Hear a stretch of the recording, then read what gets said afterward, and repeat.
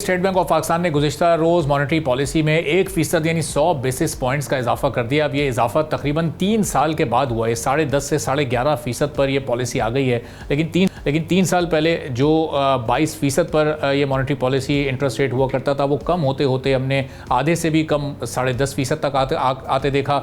जब business community की demand होती थी कि इसको 5% कम किया जाए, 500 बेसिस पॉइंट्स की कमी लाई जाए, तो हम देखते थे कि 50 बेसिस पॉइंट्स से 100 बेसिस पॉइंट्स की कमी आती थी। जब 250 से 300 बेसिस पॉइंट्स की डिमांड होती थी तो वो स्टैटिक रहती थी, लेकिन ये इजाफा कभी नहीं हुआ था। और अब इस इजाफे की वजह स्टेट बैंक की जानिब से बताई गई है कि इस वक्त जो खलीजी ममालिक की जो सूरत हाल है, मशरिक़ वस्ता की सूरत हाल की वजह से पूरे दुनिया में इस वक्त ऑयल प्राइसेस में इजाफा हो रहा है, महंगाई बढ़ रही है। तो उस महंगाई को कंट्रोल करने के लिए, उसकी रफ्तार को थोड़ा सा स्लो करने के लिए ये इंटरेस्ट रेट बढ़ाया गया है। लेकिन ज़ाहिर है इसका बराह रास्त असर अब फाइनेंसिंग चूँकि महंगी हो जाएगी तो एक्सपोर्ट्स पर पड़ेगा।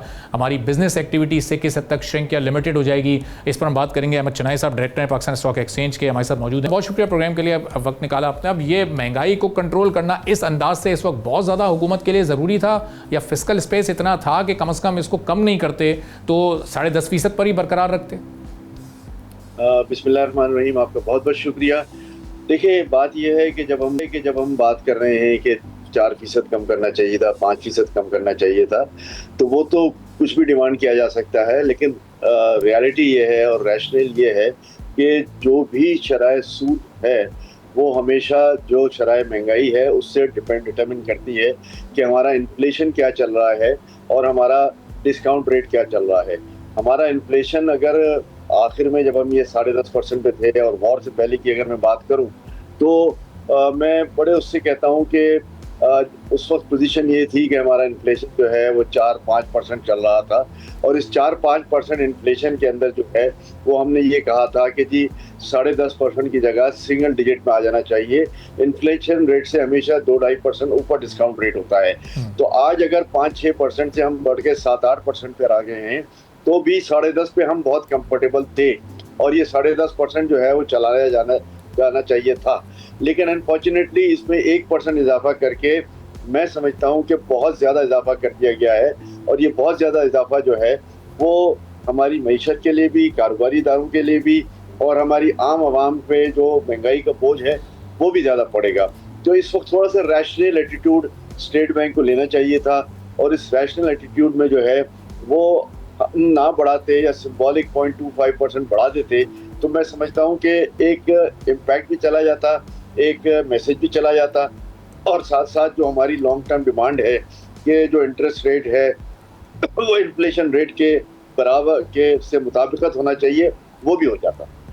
तो अहमद साहब, अब ये इससे हमारी इस 1% से हमारी एक्सपोर्ट्स, जो कि ज़ाहिर पहले ही हालात के पेश नज़र बहुत महदूद हुई हुई हैं, और हमारी जो इन्वेस्टर कॉन्फिडेंस है हमारा, वो भी अभी रिसेंटली हमने गैलप सर्वे देखा, उसमें भी किसी हद तक कमी आई है, चूँकि दुनिया के हालात इस वक्त सबके सामने ही है। तो अब ये दो चीज़ें कितनी मुतासर होंगी? हम स्टॉक मार्केट को ग्रेजुअली एक डाउनवर्ड ट्रेंड उसमें देख रहे हैं, डिक्लाइन देख रहे हैं, तो इन्वेस्टर कॉन्फिडेंस तो पहले ही शेकी नज़र आ रहा है। एक्सपोर्ट्स हमारी कितनी मुतासर होंगी इससे?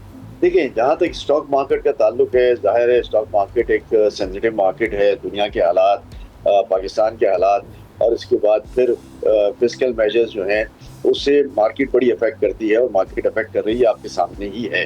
और मैं समझता हूँ कि थोड़ा सा ये अगर वॉर वाले हालात ठीक हो जाते हैं तो फिर एक बड़ी स्पेस मिल जाती है और मार्केट बहुत बेहतर परफॉर्म कर जाएगी।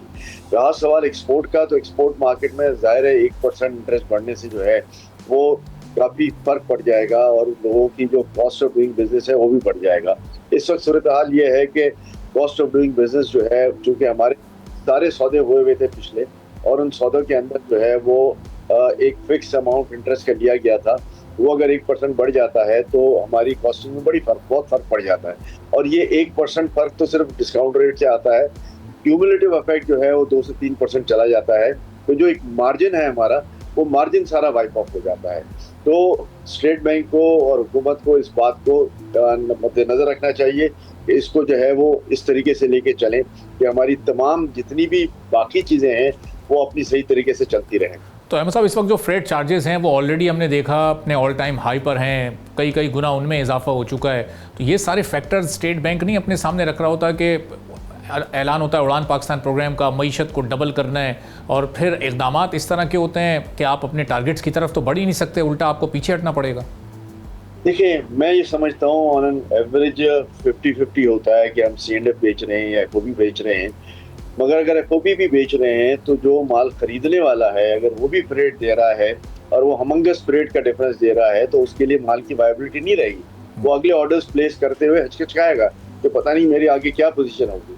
तो ये एक ऐसी पोजीशन है कि जहाँ बायर भी नुकसान में है और सेलर भी नुकसान में है और अल्टीमेटली कंज्यूमर जो है वो इतना प्राइस नहीं पे कर सकता जो मार्केट का इफेक्ट उस प्राइस पे डलता है। तो मैं समझता हूँ बाय एंड लार्ज ये सारे डिसीजन जो हैं ये बहुत रियलिस्टिकली लेने चाहिए, in line with the market trend लेना चाहिए और इसमें हमें ये बिल्कुल सोचना चाहिए कि जो मैंने पहले बात की कि इन्फ्लेशन की शरह को जो है वो डिस्काउंट रेट से मशरूत होना चाहिए और वो उसी तरीके से चले। बहुत हमंगस इजाफा जो है वो अगर हो भी गया है तो भी हमारे पास 2.5-3% का कुशन था और उस कुशन को जो है वो इस्तेमाल करना चाहिए था। सब्सक्राइब करें और बेल दबाएं ताकि कोई खबर रह न जाए।